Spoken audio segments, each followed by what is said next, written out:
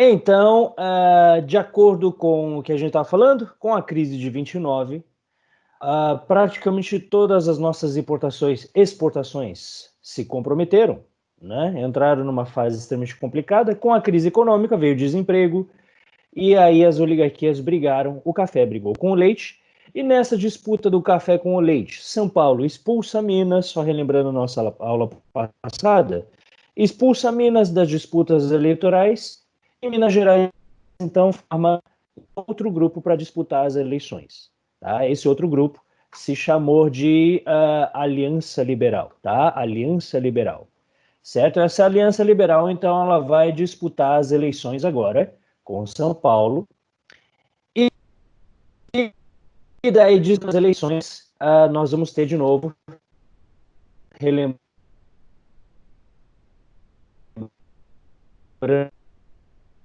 a aula passada, a vitória de São Paulo, tá? Sendo a primeira recapitulação. Mas, tá, vamos ver, se eu desligar minha câmera, então tá, vamos desligar minha câmera, vamos ver se melhora a conexão. Daí a gente fica sem piscina de bolinha, por enquanto. Tá, olha, ok. Então, vamos continuar aqui, ó. Mas o que houve aqui, então? Nós tivemos, então, nessa briga de São Paulo e Minas, um momento onde Getúlio Vargas aproveitou um momento político que foi... Melhorou? Ah, que bom, que bom. Que pena, então a gente não vai ter mais cenários espalhafatosos, mas tudo bem, tá? Pelo menos a conexão melhorou. O que a gente vai ter? A gente vai ter o Rio Grande do Sul, que vai se aliar a Minas Gerais, e eles vão fazer a chamada Revolução de 30.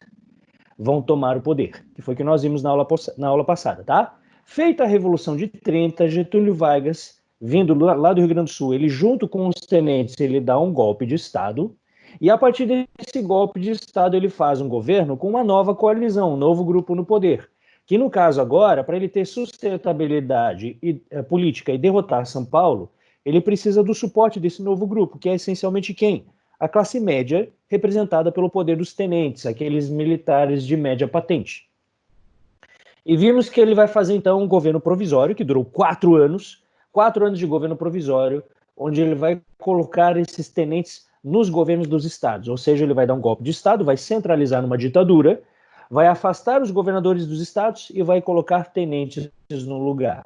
Foram 4 anos disso, tá? E finalmente, depois de 4 anos, nós tivemos, então, uma Assembleia Constituinte e a criação de novas eleições. Relembrando, ele vence essas novas eleições, tá? É onde a gente vai começar agora, tá? O nosso governo constitucional. Agora sim, Vargas está no poder de acordo com a lei, tá? Tudo bem, a lei que ele mesmo estabeleceu através da Assembleia Constituinte, que ele levou 4 anos para votar, para eleger, mas tudo bem. Essa Assembleia Constituinte cria a Constituição, cria as regras eleitorais, e finalmente nós temos aqui o nosso governo constitucional. Relembrando também, tá? Veja quanto detalhe hoje, né? Relembrando, Vargas havia estabelecido nessa Constituição que a primeira eleição ela seria indireta, então ele foi eleito pela Câmara, tá? Certo? Então ele foi eleito indiretamente. Muito bem, então o que a gente vai ter aqui? Ó? Vargas foi eleito presidente dentro dos critérios constitucionais, primeira eleição indireta. Só que o que me interessa agora não é exatamente o governo Vargas, tá? O governo Vargas ele não chama muita atenção, porque ele vai governar de uma forma moderada, até respeitando a Constituição, etc.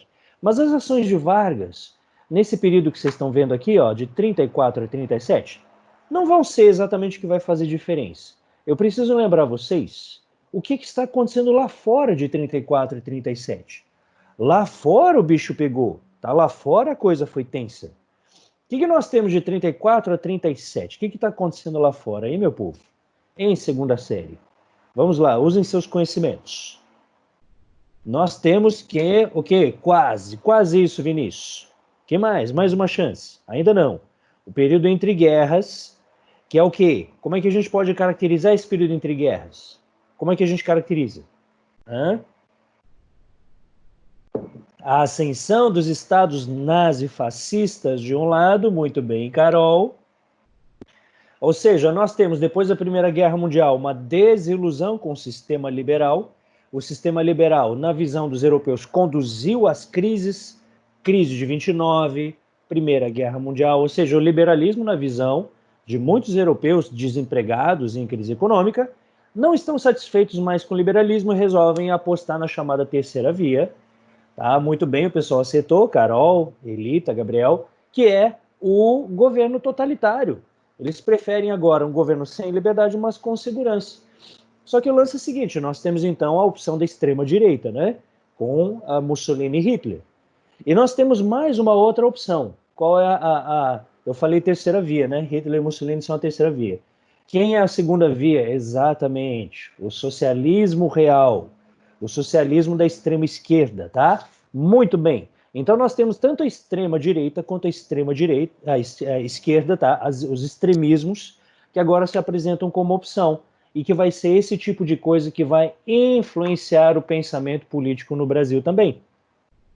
Onde todo mundo fica, imagine que é basicamente o que nós vivemos hoje, um pouquinho mais acelerado, as pessoas ficam tentando se colocar dentro de classificações, Chico Buarque é de esquerda ou direita, sei lá, Kim Kataguiri é de esquerda ou direita, é direita, extrema direita, todo mundo tem que ter uma etiqueta na testa, né, hoje em dia, tá?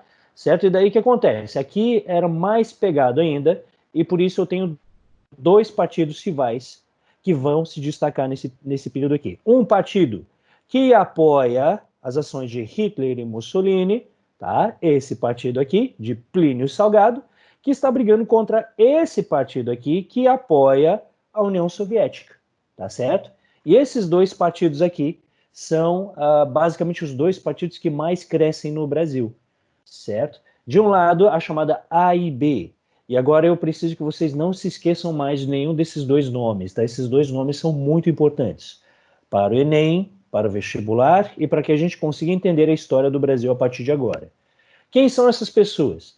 Temos de um lado aqui, ó, olhando o meu cursor aqui, esse sujeito, que é um tenente, um ex-tenente. Esse aqui também era tenente, os dois eram tenentes. Veja só, nós temos dois tenentes de classe média, cada um polarizou numa direção diferente da política. Esse primeiro aqui chama Plínio Salgado. Inclusive, ele era escritor, ele era poeta, tá? Ele participou, inclusive, tudo bem de maneira tímida, mas ele participou da Semana da Arte Moderna, esse cara, tá? Certo? Para vocês verem que na década de 20, as políticas ainda, as convicções políticas, as ideologias ainda não estavam bem definidas. E as pessoas elas vão se posicionando à medida que a política vai se polarizando na Europa, as pessoas aqui no Brasil vão se posicionando também. Plínio Salgado, esse sujeito aqui, vai fundar a Ação Integralista Brasileira. Lembra que eu falei que a extrema-direita sempre fala de união do povo, né? A união faz a força. Lembra do símbolo do fascismo e o símbolo do nazismo. Esses caras também. Então, eles querem integrar o brasileiro, tá? Classe média apoiando o socialismo? Sim. Já vamos falar sobre isso, tá, Thales? Já vai fazer sentido para você. Já chego ali, tá, Thales? Aguenta só um pouquinho. E desses caras aqui tem uma orientação fascista, como eu mostrei para vocês lá na Europa, e por isso que o Thales perguntou. A boa parte da classe média apoia a extrema-direita, porque eles não querem a violação da propriedade privada. A mesma coisa vai acontecer aqui. E lema, como eu falei para vocês, eles possuem sempre um lema conservador. Tá? A extrema-direita geralmente usa lemas conservadores. Ou seja, eles tentam sempre se voltar para um passado idealizado, uma espécie de passado perfeito, que obviamente eles criaram só na sua própria imaginação. Esse passado perfeito ele geralmente não existe, né? Mas sempre para lemas conservadores, como Igreja Católica, Deus, família, pátria, tá? Sempre esse ultranacionalismo com a conservação da propriedade privada. Por isso que geralmente nos momentos de radicalização, a grande classe burguesa, quando ela tem que optar pela extrema esquerda e extrema direita, ela sempre opta pela extrema direita, tá certo? A burguesia, que é a liberal, costuma, em momentos de crise, apoiar a extrema direita. E o líder se chama Plínio Salgado, a cara dele é meio salgada, vocês podem ver. O símbolo que eles usam aqui, ó, tá? Isso aqui, vocês conhecem esse símbolo aqui, né? Tá? Exatamente, a Rafa lembrou, exatamente esse cara aí, ó. Mas antes eu quero falar desse aqui, ó. Isso aqui é o que vocês usam, exato. O símbolo de somatório. Isso aqui é a letra S do alfabeto grego. Tá? A letra S do alfabeto grego a gente chama de sigma, tá? O sigma é o que os matemáticos usaram para representar a somatória. A ideia é sempre de que união faz a força. E do lado de cá, Do lado oposto do ringue, nós temos o tenente de esquerda, Luiz Carlos Prestes. E aí, para resolver a angústia de algum de vocês, como o Thales, por exemplo, mas os tenentes não eram de direita na maioria? Sim, mas esses daqui não. Esse outro grupo aqui foi o pessoal que participou da coluna Prestes. Quando eles se lançaram na coluna Prestes, eles defendiam também valores conservadores, eles só estavam combatendo o coronelismo. Só que daí aconteceu o quê? Luiz Carlos Prestes, quando fez aquela caravana pelo interior, ele viu uma pobreza que ele não fazia ideia, porque Luiz Carlos Prestes ele morava em Porto Alegre, e assim como a maioria dos tenentes moravam nas grandes cidades, em São Paulo, por exemplo, né?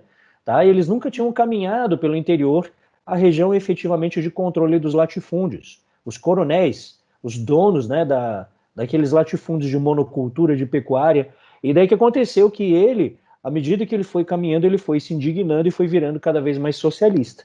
Daí que aconteceu, nós vimos que a coluna Prestes falhou, ele fez uma caravana de 25 mil quilômetros, esse cara rodou 25 mil quilômetros pelo Brasil, tá? Isso é foi a caminhada mais longa da história do Brasil, tá? Certo? Ele conseguiu superar o bandeirante Raposo Tavares, tá? Em termos de distância caminhado a pé no meio da mata. E dele caminhou, inclusive quando ele chegou no Nordeste, uma curiosidade que eu não falei ainda para vocês, os coronéis do Nordeste se assustaram com a chegada da coluna Prestes, chegaram a juntar uma grana gigante para pagar o Lampião. Tá? Eles contrataram o Lampião para matar Luiz Carlos Prestes. E um dos motivos de por que Lampião virou uma espécie de mito dos pobres, assim, tá? O Lampião, quando foi até a coluna Prestes, viu a coluna Prestes e ficou sabendo do que se tratava a causa de Luiz Carlos Prestes, o cara achou aquilo o máximo. E daí Lampião não atacou Luiz Carlos Prestes, tá? Certo? Ele daí, né, deu meia volta e foi embora.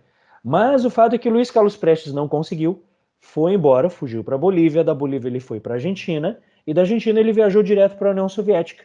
Lá na União Soviética ele faz treinamento bolchevique e agora ele voltou, cara. O bicho era encarnado. Depois de andar 25 mil quilômetros, foi fazer treinamento bolchevique na União Soviética e voltou aqui com o objetivo, derrubar Getúlio Vargas, tá? E acabar com os integralistas, né? Derrotar os integralistas, porque ele achava que a função de combater o integralismo era a mesma função que o comunismo tinha na Europa de derrubar Adolf Hitler, tá? Então ele vai fundar isso aqui, Aliança Nacional Libertadora, que é uma coalizão de partidos de inspiração socialista, com propostas de esquerda como não pagar a dívida externa, romper as relações com os Estados Unidos, fazer a reforma agrária, derrubar todos os coronéis do Brasil, dividir as terras entre os pobres, tá? Enfim, né? Vocês já conhecem isso, tá? E esses dois aqui se odeiam. Esses dois partidos aqui se matam. De um lado, os integralistas que invadem greves, espancam sindicalistas, tá? Espancam mendigos, odeiam negros, espancam homossexuais. De outro lado, Luiz Carlos Prestes, que faz greves e que também eles se enfrentam também na base da sarrafada contra manifestações da IB, as marchas da IB. A galera da ANL também vai lá e eles se enchem de porrada, tá? Ok? Então tá, olha aqui, ó. Nós temos os integralistas aqui, ó, algum aprofundamento para vocês. Os integralistas, repetindo, não esquece mais desse termo, são chamados de camisas verdes, eles estão copiando o fenômeno dos camisas negras de Mussolini, tá? São ultranacionalistas e são anticomunistas. E usam o sigma como símbolo, que representa a somatória, tá? A soma de todos os brasileiros, enfim, é o que eles pretendiam. E usam como símbolo de saudação o Anauê. O nosso primeiro enigma, o Anauê, significa o quê? Não vale pesquisar no Google, hein? Anauê significa o quê? Primeiro me identifica a vocês, meus coquinhos, o idioma. O Anauê você acha que vem de que língua? Anauê? Anauê! Anauê! Aqui eles estão aqui gritando, Anauê! Isso é do Tupi-Guarani, exatamente, tá? É muito engraçado, velho, ver nazistas gritando em Tupi-Guarani, né? Anauê significa em Guarani, tadinho dos índios, né, cara? Isso significa em Guarani, eu vejo você, meu irmão, eu te reconheço, meu irmão, coisa do gênero, tá? Certo? Ou seja, um irmão reconhecendo o outro. Aí eles se encontram e ficam, Anauê, mas por que raios eles ficam gritando um lema indígena, tá? Isso aqui não se... Né? Veja eles de roupinha indígena, ó, a pena na cabeça, né? Estão todos peladinhos, né? Não, estão vestidos de alemãezinhos, tá? Mas por que eles gritam Anauê? Porque eles têm que ser nacionalistas de um jeito, né? Veja como, às vezes, o extremismo ele é sempre estúpido, o extremismo é sempre ridículo, ele é sempre irracional. O extremismo ele só funciona quando a razão morre, tá? Certo? Olha aí o que acontece, né? Como eles não podem gritar uma palavra em alemão, porque é estrangeira, eles têm que ser ultranacionalistas e eles escolheram um lema em tupi, coitado dos índios, né? Enfim. E daqui nós temos os aliancistas que querem fazer a revolução socialista no Brasil. Eles representam uma coalizão de partidos e grupos de esquerda, tá? Não é um partido especificamente, mas é um grupo de partidos e de sindicatos, e que acabaram dando uma falsa visão para Luiz Carlos Prestes de que eles eram a maioria do Brasil, porque esse grupo, os aliancistas, cresciam muito rápido. Tá? Esses caras tinham 50 mil seguidores, assim, e Luiz Carlos Prestes imaginou aquilo como um grande exército. E não é bem assim, as coisas não funcionam bem assim no Brasil, né? Prestes havia retornado à União Soviética com o objetivo de derrubar o governo Vargas, e assim, Prestes ele fazia parte de uma espécie de conspiração internacional movida por Moscou, tá? Ou seja, isso vinha lá de fato da Rússia, onde Moscou estava incentivando movimentos socialistas ao redor do mundo, inclusive pela própria preocupação do governo russo, né? Com a proliferação do nazismo no mundo, né? Que era uma coisa que estava preocupando o Stalin nessas alturas, tá?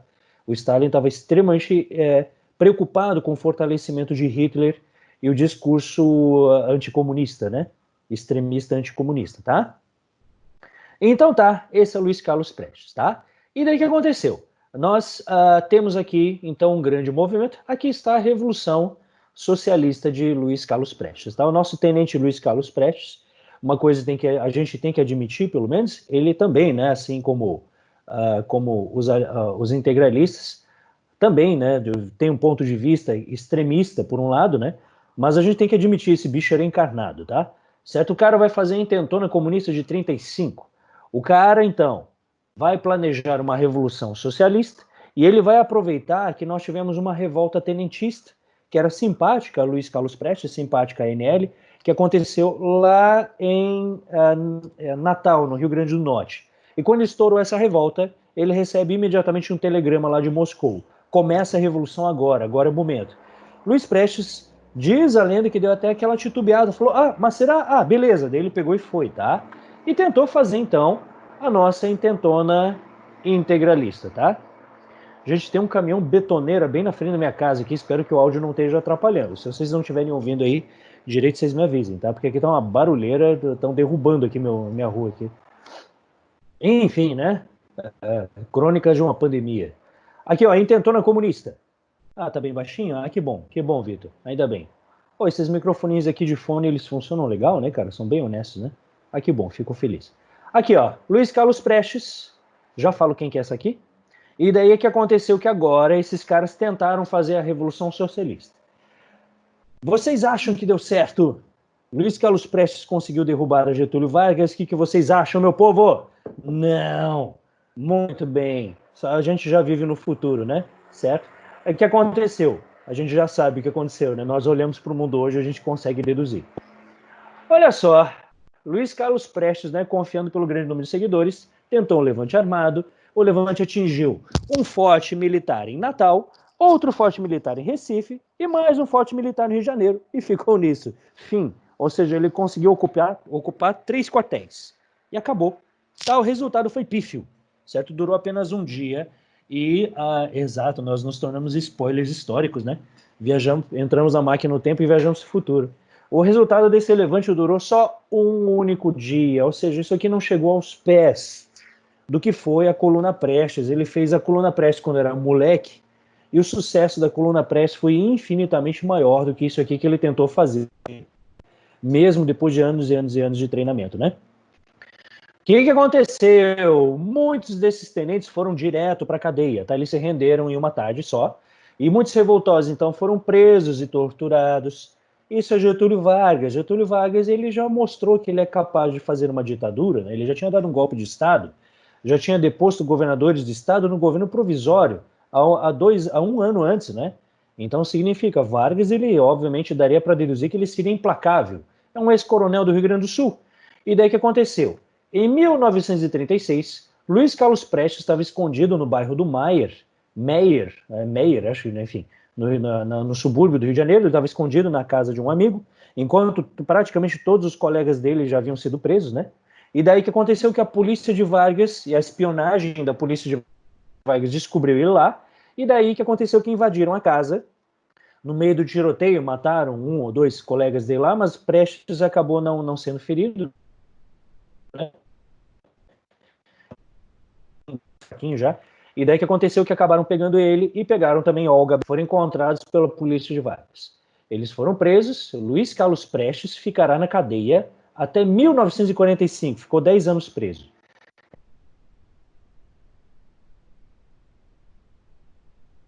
E prenderam Olga, digamos assim, uma das pessoas mais ricas do Brasil. Tá? Certo? Ela tem uma história bem... Aqui, ó. Isso aqui é o Prestes indo pra cadeia, tá? Ele era pequenininho, tá vendo? Enfim, mas aqui ele tá todo magrelo também, né? Ele passou todo esse tempo fugindo, né? Certo? Travou? Travou? Alô, alô, alô, alô. Estão me ouvindo? Qual a parte que você... Tá, qual a parte que vocês... A prisão de Prestes, vocês ouviram? Pegaram a prisão de Prestes? Tá. Então tá, daí invadiram a casa onde ele estava, tá? Invadiram a casa onde ele estava e daí acharam Prestes, prenderam Olga Benário, alguns dos colegas dele foram mortos, tá? Continuando, quem é Olga Benário, tá? Eu vou mostrar para vocês aqui nesse slide aqui. Quem é Olga Benário? Olga Benário tem uma história bem interessante, tá? Obviamente que quando a gente assiste história, somos humanos, a gente tende a ter mais simpatia ou menos simpatia por um personagem, né? A Olga, por muitos no Brasil, né? Durante muito tempo ela foi vista como uma verdadeira celebridade na história do Brasil, porque ela tem uma história que, de fato, desperta uma certa compaixão. Apesar de que eu sempre devo lembrar vocês que história, quando a gente estuda ela tecnicamente, nós não devemos, para a gente entender bem os fenômenos, nós não devemos ficar buscando mocinhos e bandidos, tá? É claro que é natural que a gente cria mais ou menos simpatia, certo? Mas quando a gente às vezes comete o ato de assim de heroificar, né, usar a história como se fosse uma ficção, um romance, a gente tende a heroificar alguns personagens e a vilanizar outros. E quando a gente faz isso, a gente acaba ignorando alguns elementos, tá? Mas querendo ou não, a gente não deve fazer isso. Mas de qualquer forma, ela tem uma história que é muito interessante. Vamos lá. Quem era Olga Benário? Essa mulher aqui, ó, Olga Benário, ela vinha de uma família judia, a mãe dela era judia, tá? E toda a família dela foi perseguida pelo regime nazista, o que fez com que ela, quando jovem, acabasse entrando para um partido comunista, tá? Apesar de que os pais não eram. Mas ela, quando ela estava no ensino médio ainda, ela já entrou para movimentos políticos, já participava de passeatas e já fazia treinamento militar. E daí que aconteceu que Olga Benário, ela se tornou uma celebridade na Alemanha. Ela acaba, já jovem, assim menina ainda, né? Ela se torna uma das pessoas mais procuradas pelo regime nazista. Porque aconteceu que o namorado dela, que também era um guri na época, foi preso, tá? Vários colegas foram presos, né? Por conspiração comunista dentro de um regime, dentro de um presídio de Adolf Hitler. Ai, me deu aquela reviravolta estomacal que eu lembrei que tem gente que fala que nazismo é de esquerda, né? Mas tudo bem, tá? Enfim. Tá. Aí, o que aconteceu que daí o namorado dela estava preso e assim, Olga Benário, ela entra para um movimento guerrilheiro, tá? Onde ela consegue fazer um movimento armado que ela ataca esse presídio e ela, numa espécie de operação militar super bem sucedida, ela consegue resgatar o namorado e vários colegas de dentro, tá? E assim ela vira uma celebridade. E participando então desse tipo de coisa, desse tipo de movimento para tentar derrubar o regime de Adolf Hitler, ela foge para a União Soviética e vai fazer também. E adivinha quem que daí ela acaba encontrando? Fala aí você, quem que ela acaba encontrando em Moscou? Luiz Carlos Prestes. Exatamente, turma, que estava lá fazendo treinamento. E daí que acontece? A União Soviética queria devolver Luiz Carlos Prestes para o Brasil para que ele continuasse a sua luta contra a ação integralista brasileira aqui no Brasil. Só que aconteceu, como tirar o Luiz Carlos Prestes de dentro da cortina de ferro, de dentro da União Soviética e mandar ele de volta sem levantar suspeitas? Como Luiz Carlos Prestes era gaúcho, resolveram então pegar Olga Benário, que era alemã, e nós temos muita imigração alemã aqui no sul, não preciso nem falar nada, né? Tá? E resolveram então fazer de conta que eles eram um casal. certo? Era um casal de imigrantes alemães aqui do Sul, certo? Que estava fazendo uma viagem de lua de mel, que por isso, porventura, estava dentro de um cruzeiro ali circulando nos arredores do leste europeu. Então, o que aconteceu? A Olga Benário, então, foi para a União Soviética fazer treinamento militar e foi designada por Moscou enquanto um agente que deveria proteger a Luiz Carlos Prestes no seu retorno ao Brasil. Tá? Então, veja que, na verdade, ela não era pouca coisa. Tá? Os soviéticos confiavam nela como um espião de elite, na verdade, né? Um agente de elite. O que aconteceu? Que diz a lenda, tá? Que os dois, no começo, não rolou, que ela teria ficado indignada. Como assim nós temos que derrotar a... Exatamente. Temos que derrotar a Adolf Hitler. Tá? Eu tenho que levar o Luiz Carlos Prestes para o Brasil, cara. O que eu vou fazer no Brasil? E ela indignada. Mesmo assim, não teve negociação. Enviaram ela para cá. Daí ela veio disfarçada de esposa de Luiz Carlos Prestes. E Luiz Carlos Prestes ficou tentando, até que um belo dia conseguiu convencê-la de que ela tinha que relaxar o seu cabeção. E no fim das contas ela acabou curtindo a ideia e os dois se apaixonaram loucamente e acabaram se casando de verdade, tá? Enfim, que o disfarce acabou virando, né? Vida real, ela virou a Olga Prestes, né? Virou a Olga Prestes. E daí que aconteceu que daí os dois aqui faziam então as suas ações armadas aqui juntos aqui no Brasil. Ela apoia Luiz Carlos Prestes na intentona comunista, tá? Só que o negócio dá redondamente errado, como vocês já viram, e ela acabou sendo presa por Vargas. Aqui está Olga Benário sendo presa, Olga Prestes, né? Melhor, né? Ela sendo presa pela polícia de Vargas em 1936, um ano depois, praticamente depois da intentona comunista. E daí ela foi para cadeia, e quando ela foi presa, todo mundo ficou, pô, quem é você? Quem é você? Quem é você? Olga Benário! Olga Benário tá aqui no Brasil, cara, tá? E daí que aconteceu que, enfim, né, isso foi um choque, etc, tal, todo mundo, meu Deus, cara, Olga Benário no Brasil, Olga Benário Brasil, tava escondida aqui. E daí que aconteceu? Vocês conhecem como funciona a política de Getúlio Vargas. Getúlio Vargas é aquele escorregadio, né? Ele é um populista, ele negocia com várias pessoas ao mesmo tempo. O populista é aquele cara que está o tempo todo tentando tirar vantagem de alguma coisa, tá? Como é que ele poderia tirar vantagem, ele aqui no Brasil, com Olga Benário na prisão? Como é que Vargas poderia tirar vantagem? O que vocês acham? Pensem com a cabeça de Vargas, o populista de Vargas, o oligarca gaúcho que se consagrou como pai dos pobres. Como é que ele poderia se dar bem com Olga Benário nas mãos? Tá? Vocês conseguem pensar?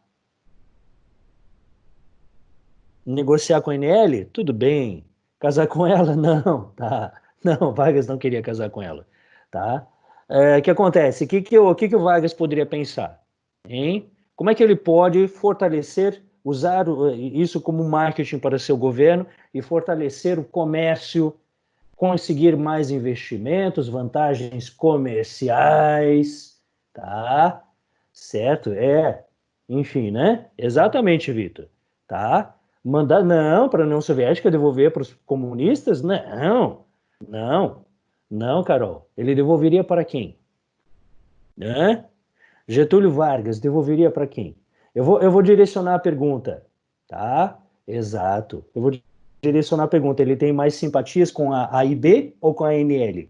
Entendeu? Exatamente. Getúlio Vargas devolveu Olga Benário para Hitler. Tá? Ele deportou ela para os nazistas. Assim que ela desceu do avião, estavam soldados da Gestapo esperando ela. Tá? Olga Benário estava grávida, estava com uma barriga gigante já quando chegou na Alemanha, certo? Ela estava grávida de Prestes, e quando ela desceu, ela foi presa direto pela Gestapo e foi direto para uma prisão. Só que como ela estava grávida, ela foi para o setor médico dessa prisão, tá? E daí que aconteceu? O nazista em 36 ainda não, o nazismo em 36 ainda não estava ainda na fase da solução final, na fase do extermínio. Então ela ficou na prisão. Só que daí que aconteceu o seguinte, né? A mãe de Luiz Carlos Prestes foi para a Alemanha e fez toda uma mobilização que envolveu a mídia internacional, etc., para tentar soltar a Olga Benário lá. Só que jamais o Hitler ia soltar. Judia e comunista, meu Deus. E daí que aconteceu que daí ela teve o bebê, certo? E a mãe do Luiz Carlos Prestes conseguiu negociar que a Olga ficasse junto com a filha, né? Nasceu uma menina, tá? Que eles chamaram de Anitta, em homenagem a Anitta Garibaldi, daqui do Brasil, tá? E daí que aconteceu? Chamaram ela de Anitta, Anitta Prestes, né? E daí que aconteceu que daí ela ficou com o bebê, e daí o acordo seria que ela ficaria com o bebê até a hora que ela desmamasse, tá? A hora que ela desmamasse, daí ela seria separada da mãe, e daí quando completou de fato os 6 meses, tá? Que aconteceu? Quando completou de fato 6 meses, a Olga foi para um campo de concentração comum, tá? Ravensbrück, sei lá o que, enfim. Ela foi para um campo de concentração comum de prisioneiros comuns, e daí a mãe do Prestes conseguiu, a avó, no caso, conseguiu trazer a criança de volta para o Brasil, tá certo? E daí, foi onde que o cara... então, enfim. E daí ela foi para um campo de concentração e a criança voltou para o Brasil. Só que daí aconteceu o seguinte, estourou a Segunda Guerra Mundial e daí ninguém sabia onde estava a Olga Benário, ninguém sabia onde estava a Olga Benário e só foram descobrir depois que termina a Segunda Guerra Mundial que a Olga Benário havia sido executada numa cana de gás, tá certo? Então, enfim, esse é o triste fim de Olga Benário. Não é à toa, pela história, tá? A Olga Benário se torna uma verdadeira celebridade, principalmente entre os setores progressistas aqui do Brasil, tá? Então essa é a curiosa história de Olga Benário, né? Ok? E a filha, Anita Prestes, veio aqui para o Brasil e morou em São Paulo, se tornou professora da USP depois e hoje é uma velhinha aposentada, tá? Ok? Tem filme, tem um filme que se chama Olga, tá certo? É uma produção nacional aí, tá bom? É um filme interessante, é um filme bom, tá? Apesar que o foco ele fica mais na parte do romance, né? Da Olga, né? Por isso que, assim, para quem não gosta de filmes de romance, é um pouquinho arrastado, assim. Mas é uma bela produção, tá? Um baita filme brasileiro, assim. Tá? Aqui, continuando. Nós temos aqui em 37, depois da morte de Olga Benário. Ô, Gui, tem o filme e tem o livro, tá? Tem o livro também, certo? O livro é muito bom também. Eu não li, mas eu ouvi colegas que leram que, meu Deus, né? Disseram que é... Só que assim, a gente tem que entender que isso são obras, digamos assim, artísticas, assim, né? 1937, tá? Plano Cohen, tá? O que você tem aqui, ó? O que é Plano Cohen? Cohen, só para matar a sua curiosidade, é um sobrenome judaico, tá certo? Ou seja, nós temos mais um judeu aqui, ó, que está, nesse caso, nessa época, associado ao quê? Ao comunismo. O Plano Cohen, a existência do plano foi amplamente divulgada pela mídia. Do nada, a mídia, principalmente o rádio, tá? Certo que era uma coisa bem já comum aqui na era de Vargas, mas os jornais, principalmente também. Ah, meu Deus, Cohen, um judeu. Judeu o quê? Comunista! Mais um judeu comunista! Quer transformar a bandeira do Brasil numa bandeira vermelha. Certo? Daí Getúlio Vargas aproveitou o clima de instabilidade causada pela intentona comunista, certo? Toda aquela propaganda, todo aquele pavor de uma revolução bolchevique no Brasil, e ele aproveita para o quê? Defender o Brasil, tá? Então, perceba que o comunismo nem sempre foi, aliás, o comunismo não é uma coisa, uma estratégia política de hoje só, tá? Ele já foi o inimigo conveniente de vários outros períodos históricos, né? Então Getúlio Vargas diz que existia um plano Cohen, repetindo, Cohen seria um judeu comunista, assim como Luiz Carlos Prestes e Olga Benário, que estavam querendo derrubar o governo para fazer a Revolução Bolchevique no Brasil, tá? Aí esse golpe teve apoio dos integralistas. Vargas, então, coloca os soldados na rua, faz um anúncio de rádio que vai tomar o poder e aparecem tanques, aparecem soldados marchando, armas, etc. E junto com eles, quem? A e B, os fascistas, com suas camisas verdes e seus cacetetes, marchando do lado. Ele, ó, marcha, soldado, tá? Enfim, Vargas, Vargas, Anauê, Anauê, entendeu? Certo? Ou seja, a vitória da direita contra o terrível inimigo comunista, mais uma vez, né? E Vargas, que vai cancelar a Constituição em 37. Curiosamente, a Constituição que ele mesmo aprovou, que era uma Constituição que garantia leis trabalhistas, era progressista, etc. tal, ele mesmo aprovou a Constituição e foi a Constituição republicana de menor duração da história. Ela somente durou 3 anos até ser cancelada pelo próprio Vargas, e a história do Brasil, que é a história de golpes de Estado, de governantes que não respeitam a lei, tá? A lei que eles mesmos promulgam, eles mesmos desrespeitam, né? Tá? Enfim, é incrível como parece que o universo conspira a favor de Vargas. É isso mesmo, Vitor. Tá? É isso mesmo. E que muitas vezes, né, veja como é interessante a própria análise, como as ações da esquerda acabam alimentando os extremismos, né, da direita, né, certo? Eu fico pensando, por exemplo, se a gente adianta para outros momentos históricos, né, todas as vezes que foram tentadas reformas, essas reformas deram errado, né? Elas permitiram uma contra-reação e o mundo funciona como um elástico, né? Onde às vezes você estica de um lado e ele repuxa do outro, assim, enfim. Tá, só um momento filosófico. Ok, continuando. Ui, o plano Cohen era falso, tá? Olha aqui, ó, em 1946, quando nós tivemos o fim da ditadura de Vargas, que a gente vai estudar lá para frente, nós tivemos o próprio ex-ministro do Exército, o Olímpio Mourão, filho, né, que era o ministro do Exército de Vargas, ele mesmo admitiu na mídia, e também depois o próprio Dutra, que foi presidente, que também foi ministro do Exército, eles admitiram, tá? Falaram, não, o plano Cohen era falso, tá? O Vargas inventou essa história, tá? Isso aí era mentira. Quem que havia escrito o plano Cohen? O plano Cohen havia sido escrito pelo próprio Partido Integralista, foi a AIB. A AIB escreveu esse plano aqui como um plano, um suposto plano que eles usaram para treinamento dos próprios integralistas, os fascistinhas do Brasil, né? Que usaram esse plano aqui para fazer treinamento. Ah, mas se existisse um comunista judeu, veja que até o antissemitismo está enfiado no meio, tá? Se existisse um comunista judeu que tentasse tomar o poder, os comunistas tomariam os prédios públicos, invadiriam as rádios, invadiriam as sedes de jornais. E daí os integralistas usaram isso aqui para tentar botar um plano de defesa. Tá? E o Vargas sabia daquilo ali. E o próprio Vargas, então, usa esse plano dos integralistas para justificar a existência de um comunista invisível. Não haviam mais comunistas no Brasil, porque os comunistas haviam sido presos, tá? A maioria estava na prisão, né? Certo? Levando queimadura de brasa de charuto, cacetete, etc. Tal. Olga Benário estava lá no campo de concentração, Prestes estava na cadeia, não tinha ameaça comunista nenhuma, mas ele aproveita o clima de instabilidade para tomar o poder. Ou seja, o bicho, ele é... Exato, eu concordo, tá? Ele é inteligente e esperto, né? A coisa cai mais pro lado do sabichão, né? Certo? O oportunista. Getúlio Vargas, veja que longa trajetória esse cara fez. Getúlio Vargas, o oligarca de uma linhagem de ex-senhores de escravos, o oligarca, ex-governador do Rio Grande do Sul, que fazia parte do café com leite, certo? Claro, né? Desde a política dos governadores, volta do cabresto, latifundiário, produtor de gado, etc. Tal, agora figura como o grande ditador militar do Brasil, cancelou a Constituição de 34, impôs uma ditadura para defender o Brasil do comunismo e outorgou a segunda Constituição imposta do Brasil, tá? A Constituição de 37, que foi apelidada de a Polaca.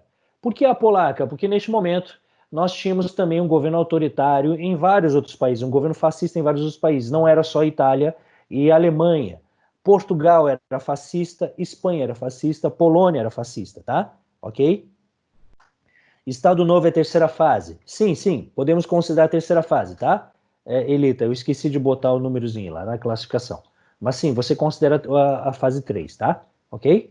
E daí ele outorga uma constituição inspirada na polonesa, autoritária, fascista, deu amplos poderes ao executivo, onde Getúlio Vargas vai perpetuar um estado de guerra, o estado de guerra que havia sido decretado por causa da intentona comunista, ou seja, quando ele cancela liberdades constitucionais, isso aí foi perpetuado para sempre. Significa que qualquer pessoa acusada de crime contra a segurança nacional será sumariamente presa. Qualquer pessoa que sair fazendo apologia ao comunismo, qualquer pessoa que sair fazendo manifestações, promover greves contra o Estado, tá? Ou promover qualquer coisa que ameace a nação. Um dos exemplos mais significativos, Santa Catarina. Aqui em Santa Catarina nós temos muitos imigrantes estrangeiros, escolas italianas, escolas alemãs, tá? Onde professores, muitos deles são imigrantes europeus, tá? Que não aprenderam a falar português, por exemplo, eles vivem dentro de colônias. Getúlio Vargas pensava, quem são vocês para violar a própria pátria que vocês moram e cometer esse desrespeito de não amar a nação e não falar a língua nacional, tá? Professores daqui de Santa Catarina foram espancados, muitos colonos que não falavam alemão eram levados para porões de delegacias e torturados com derramamento de óleo quente na garganta, tá? Certo? Um outro exemplo de tortura, por exemplo, Carlos Marighella, que era um comunista baiano, né? Participava de partidos comunistas e tentava também, assim como Prestes, etc. Nessa época, diz a lenda que ele havia sido preso, tá? E que eles haviam enfiado 1 metro de arame para dentro do pinto dele, né? Sabe o buraquinho do pinto, né? Eles empurraram para dentro, foram empurrando para dentro do pinto dele 1 metro de arame de aço e depois esquentaram esse arame com maçarico e depois puxaram, tá? Enfim, né? Arrepiou, né? Enfim, tá?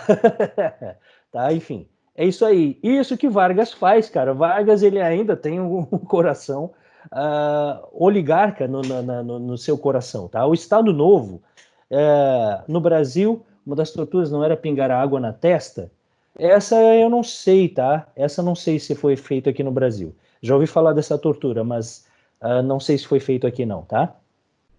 Mas uma das coisas, Aaron, tá, que a gente tem que levar em consideração, que o Estado Novo, ele foi um Estado que torturou e assassinou mais pessoas até, o que se estima, do que o próprio regime militar brasileiro, que virá nos anos 60, tá?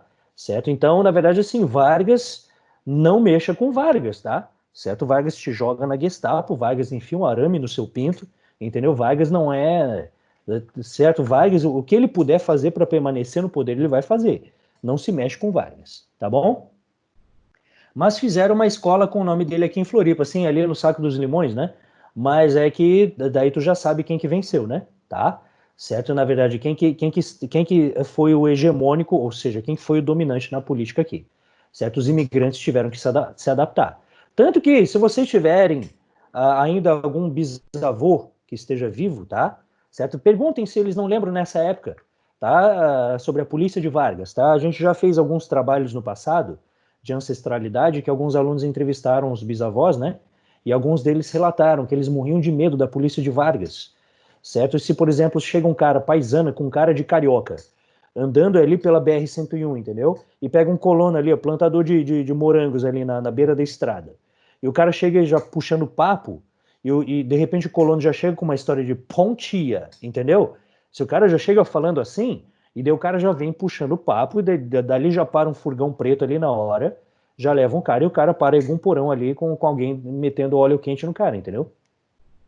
É assim, tá? Porque a gente sabe quem é o exemplo de Vargas, né? Vargas está se mirando em quem? Vargas está aproveitando a onda mundial do anticomunismo para conseguir copiar o exemplo de quem? Tá? Justamente de Mussolini e Hitler, ele está aproveitando justamente a popularidade desses regimes autoritários de lá para replicar o exemplo aqui. E daí ele fechou o Congresso, cancelou as eleições, extinguiu os partidos políticos, tá? Esse é Getúlio Vargas, tá bom? Professor, só lembrando, baixar a lista. Ah, exato, tá? Vou fazer isso já. E daí que acontece? Baixar a lista de presença. Ok, Cecília, obrigado. E daí que acontece, só para a gente encerrar a nossa aula de hoje, tá? Tem a parte cultural do Estado Novo que eu vou deixar para a aula que vem, mas só para a gente encerrar, porque eu quero contar essa historinha aqui. Intentona, o quê? Tá escrito errado, Chang? Não, não, é isso mesmo. Intentona integralista. Vargas fechou todos os partidos políticos. E foi neste momento que derrubou a lágrima do olho de quem? Plínio Salgado, porque ele fechou também a ação integralista brasileira. Os integralistas também tiveram o seu partido fechado, porque Vargas não quer dividir o governo com ninguém, entendeu? Os ditadores não dividem o seu poder. Essa que é a questão. Então o que acontece? Foi uma tentativa de golpe arquitetada por Plínio Salgado. Inicialmente os integralistas ficaram ali, ó, marcha, soldado, tá? Marchando junto com o exército de Vargas. Olha que eles marchando na imposição do Estado Novo, bobinhos, né? Achando que Vargas ia dar cargo político e promover todo mundo a general do exército, retardados, né? Enfim. E daí aconteceu o quê? Que esses integralistas tomaram uma decepção, porque daí Vargas fechou o partido político. Com a extinção dos partidos políticos, eles se sentiram traídos. E em 38, Plínio Salgado arquitetou a invasão do Palácio Presidencial, que eram para participar 150 deles, mas só foram 30. Bem a cara do extremismo brasileiro, né? Na hora que o bicho aperta, todo mundo se peida, né? E daí que aconteceu? Que eles invadiram o Palácio Presidencial e aproveitaram que, né, a Guarda Presidencial brasileira também funciona de um jeito curioso, né? 30 deles entraram correndo dentro do Palácio Presidencial e a segurança presidencial não pegou os caras. E deles entraram e fizeram Vargas e a filha dele reféns. Vargas e a filha, perdão, foram feitos reféns, e daí os integralistas ficaram ali sem saber o que fazer e acabaram se rendendo, tá? Porque a revolta não foi adiante, o plano deles era esse mesmo, tá? E o que aconteceu? Que 8 deles foram presos, foram mortos, aliás, e 1.500 integralistas foram presos. E Plínio Salgado foi preso, solto no dia seguinte, fugiu para Portugal.